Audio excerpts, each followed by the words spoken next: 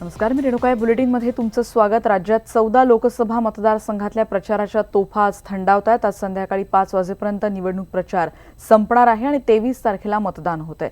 अनेक दिग्गज तिसऱ्या टप्प्यात रिंगणात आहेत. राज्यातल्या दिग्गज राजकीय नेत्यांची प्रतिष्ठा इथे पणाला लागली आहे. बारामती, अहमदनगर, माढा लोकसभा मतदारसंघातल्या लढतीकडे देखील सगळ्यांचंच लक्ष असेल. बारामतीमध्ये पवार कुटुंबियांच्या, त्याचबरोबर नगरमध्ये विखे पाटील आणि रावेरमध्ये खडसे कुटुंबियांची राजकीय प्रतिष्ठा पणाला लागली आहे. कोकणातली गुंडगिरी आता संपली आणि जी थोडीफार शिल्लक राहिली असेल तर आमचं सरकार आल्यावरती ठेचून काढू असं शिवसेनेचे युवा नेते आदित्य ठाकरे यांनी म्हटलंय. तसंच आली रे आली, आता तुझी बारी आली हा सिंघममधला डायलॉगही त्यांनी ऐकवलाय. राऊत यांच्या प्रचारासाठी सिंधुदुर्गात आयोजित सभेत काल ते बोलत होते. प्रेमाने समोर आता मिठी मारू, चांगलं काम घेऊन आलं तर चांगलं काम आपण करू. पण इथे कोकणवासियांना जर त्रास देण्याचा प्रयत्न केला तर टक्कर ही शिवसेनेशी असणार आहे. आणि असं नाहीये की आपण टक्कर दिलेली नाही, टक्कर देऊन संपवलेलं आहे. माझ्या बाजूलाच केसरकर साहेब बसलेले आहेत. जयकांत शिकवेला सांगितलेलं आली रे आली की अब तुझी बारी आली, आणि मग त्यांच्या बाजूला पुढच्या वेळी हरवलेले आणि आपण जिंकलेलो सिंबा बसलेले आहेत. रत्नागिरी सिंधुदुर्ग मतदारसंघामध्ये शेवटच्या टप्प्यात प्रचाराची चांगलीच रंगत पाहायला मिळते. दीपक केसरकर आणि राणे कुटुंबियांकडून एकमेकांवर आरोप प्रत्यारोप केले जात आहेत. हे दोघंही एकमेकांना जाहीर सभांमधून आव्हानं देताना दिसत आहेत. धनुष्य बाण एवढ्या जोरामध्ये उडा की एका बाणामध्ये 3 पक्षी मेले पाहिजेत. आणि मारणं ही आपली संस्कृती नाही, मारणं ही त्यांची संस्कृती आहे. घायाळ करा, त्यांना व्यवस्थित बँडेज करा. आणि मग जो एअरपोर्ट आम्ही तयार केलेला आहे त्या एअरपोर्टमध्ये पहिल्यांदा काय आणलं तर गणपती बाप्पा त्या ठिकाणी त्या एअरपोर्टमध्ये आले. बरोबर आहे, ते वाचलं ना सगळ्या पेपरमध्ये, टीव्हीमध्ये बघितलं की नाही. दुसऱ्या वेळेला मुख्यमंत्री आले आणि सुरेश प्रभू साहेब आले. तिसऱ्या वेळेला जे विमान आणणार पालकमंत्री म्हणून ते रिकामी घेऊन येणार आणि या तिन्ही तुम्ही घायल केलेल्या पक्षांना परत मुंबईला पाठवून देणार. अहो, आमचा कोकण हीच आमची ओळख आहे. आमचं कोकण नसतं तर आमचं आज राणे कुटुंब एवढं नावलौकिक आलं नसतं. त्याची जाणीव आम्हाला. काय बोलतात दीपक केसरकर के बोलतात 3 तिकीट 23 तारखेला काढून ठेवलंय आणि मग हे लोकांना परत मुंबईला पाठवा. राहू शकतात काय सिंधुदुर्ग आणि कोकणाचे लोक राणे साहेबांच्या शिवाय? पण फक्त राणेंचं नाव घ्यायचं की म्हणे राणेंना पाठवून देणार. कसं पाठवून देणार? आमच्या साहेबांचा जन्म झाला या जिल्ह्यामध्ये. ते ठाकरे आम्हाला मातोश्रीच्या बाहेरून नाही पाठवू शकले, तू आम्हाला जिल्ह्यातून बाहेर पाठवणार? साहेब जेव्हा उभे होते 2014ला मातोश्रीच्या बाहेरून रॅली काढली आहे. मातोश्रीच्या बाहेरून अजूनपर्यंत इतिहासामध्ये कोणी कुठल्या नेत्याने मातोश्रीच्या गेटच्या बाहेर रॅली काढली नव्हती. ते फक्त राणेच काढू शकतात, एवढं लक्षात ठेव. तुला वाटतं की तू कायम सत्तेत असणार? आता 19 नंतर काय होणार? तू आमदार तर नसणार काय झालं तरी. तुला काय मी आमदार होऊ देत नाही. काही झालं तरी केसरकरला आमदार नाही होत. तू काय मंत्री नाही. फिरशील सावंतवाडी. मी कसं सरकार चालवतो माहिती आहे तुला? अधिकारी माझं कसे न बोलता पण माझ्या इशाऱ्यावर कसं काम करतात माहिती आहे तुला? त्या कोकणातून जाऊयात साताऱ्यात. काल राष्ट्रवादी काँग्रेसचे अध्यक्ष शरद पवार यांनी सरकारवर जोरदार टीका केली होती आणि त्यांनी गांधींनंतर आता माझ्यावर टीका सुरू केली. ही चांगली गोष्ट आहे, पण त्यामुळे संपूर्ण देशात माझं नाव जातं आणि बिनपैशानं माझी जाहिरात होते असं पवार यांनी यावेळी म्हटलंय. दरम्यान भाजपनं तिकीट दिलेल्या साध्वी प्रज्ञासिंह ठाकूर यांच्यावरही पवारांनी टीका केली.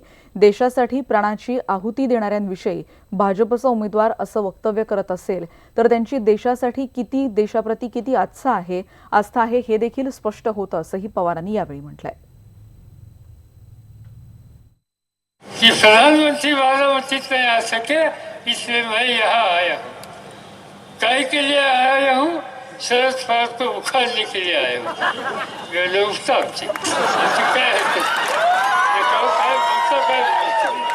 नाही त्या गोष्टी सांगताय. तुला काही महाराष्ट्राच्या मातीमध्ये तू आलाय. त्या महाराष्ट्रातला कुठल्याचा तरुण माणूस कोणी दम देतो म्हणला, उखाडण्याच्यासाठी आलो म्हणला की त्याला हेच सांगावं लागेल की बाप जन्मात तुला कधी यश या महाराष्ट्राच्या भूमीवर येणार नाही. या पद्धतीची भाषा तू जर या ठिकाणी वापरत असेल उद्याच्या निवडणुकीमध्ये महाराष्ट्राच्या कानाकोपऱ्यामध्ये उदयराजेंनी सांगितल्याप्रमाणे ठिकठिकाणी त्यांच्या डोक्यामध्ये सत्तेची वस्ती घुसलेली आहे. आणि साताऱ्यामध्ये काल उदयनराजे भोसले यांनी भाषणादरम्यान विविध मुद्द्यांवर जेव्हा भाष्य केलं त्यावेळी त्यांनी मुख्यमंत्र्यांच्या टीकेलाही उत्तर दिलं. सामनावरही त्यांनी टीका केली. निवडणुका आल्या की यांच्याकडे भरपूर थापा असतात असंही ते म्हणालेत. आणि यावेळी त्यांनी एक गाणंही गायलंय.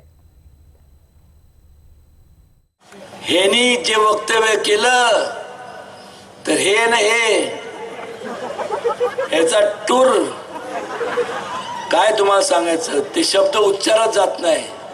आणि आदरणीय आमचे मित्र देवेंद्रजी म्हणतात आहे, कुठं गेले कुठं या, ते म्हणतात आहे की उमेदवार असावा तर कमॉन असा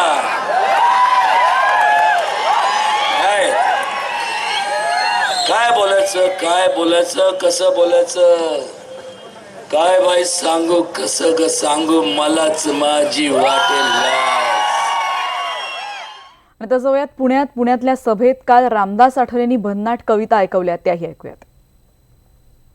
कांचन कुल यांचा निवडून येण्याचा फार दूर राहिला नाही फासला.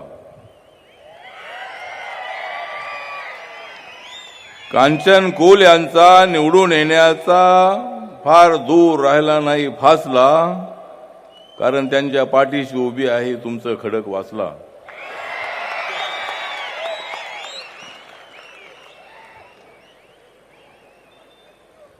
बारामतीचा प्रत्येक माणूस राष्ट्रवादी हरत असल्यामुळे मनातल्या मनात हसला.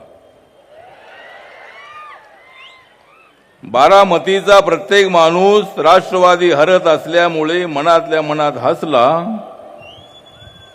कारण अनेक वर्षापासून त्यांनी त्यांचा फारच त्रास सोसला.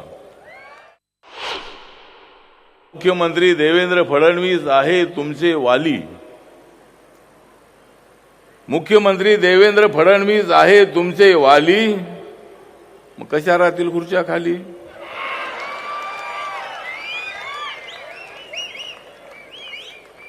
द्या तुम्ही एकमेकांना ताली, द्या तुम्ही एकमेकांना ताली.